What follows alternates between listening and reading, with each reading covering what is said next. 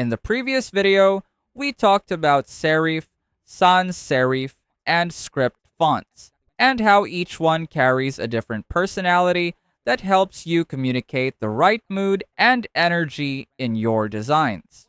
If you're new here, or even new to the tool we're using, which is Canva, I highly suggest you watch our 20-minute course first before diving into this entire series.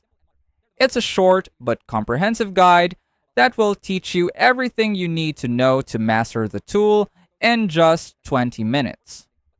Also, quick disclaimer, if you're serious about becoming a graphic designer, you need to start from the very beginning of this playlist and follow through every episode step by step. Each video is designed to build on top of the previous one, so skipping ahead might cause you to miss important concepts that will affect your progress later on.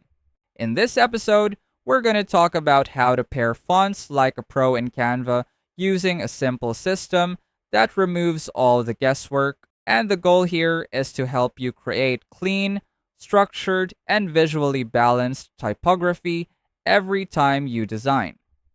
The biggest mistake beginners make is randomly picking fonts that look good without understanding hierarchy. But in professional design, fonts are not just decoration, they are structure. So here's the rule you need to follow every single time. Headings should be in bold text, subheading in normal text, and body text should always be in thin or regular text. Let's break that down properly. Your heading is your attention grabber. This is the first thing people see, so it should always be bold, strong, and confident.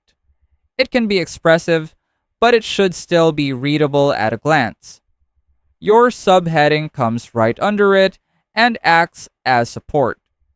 It should not compete with the heading, it should complement it. A simple pro technique here is using the same font family for both heading and subheading, but changing the weight. For example, heading in bold, subheading in regular or medium. This keeps your design consistent while still creating a clear visual hierarchy. Now for your body text, this is where clarity matters the most. When I first started using Canva, I used to just drag random elements onto the canvas and hope it looked good.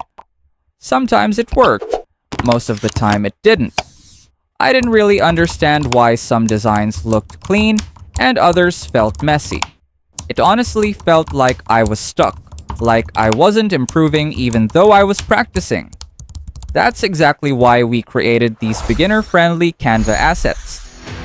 These are designed to help you level up your designs faster while actually understanding what you're doing. Instead of guessing, you start recognizing which elements work, what combinations look good, and what people usually use in real designs. So if you want to stop feeling lost, save time, and finally improve your design skills with confidence, just click the link in the pinned comment down below and start seeing results as soon as you receive your assets. Always use a sans serif font for your body text because it is clean, modern, and easy to read on screens. Keep in mind that what you need for your body text is functionality and not aesthetics, since that is already taken care of by the heading and subheading. This is non-negotiable in most modern design work because readability always comes first. Never use script fonts for body text because they are decorative and hard to read in long form. Script fonts should only be used for special cases like wedding invitations, logos, or short stylized words where readability is not the main priority. Think of it like this. Your heading is the hook, your subheading is the context, and your body text is the most function-centric part. If all three are fighting for attention, your design becomes chaotic. But if each one has a clear role, your design instantly feels more professional, even if you're using simple elements. If you find this video helpful so far, please consider subscribing to help YouTube algorithm show my video to other people who want to learn Canva in the easiest way. And as promised, if you want to access our totally free Canva crash course, just check out the pinned comment down below. And that's it. You have now learned how to pair fonts properly in Canva using a simple hierarchy system that keeps your designs clean, readable, and professional without overthinking typography. If you want to continue improving, make sure to watch the next episode in this series, which you'll find in the pinned comments down below. Let us know in the comments if you have any suggested topics you want us to cover, and I'll see you on our next video.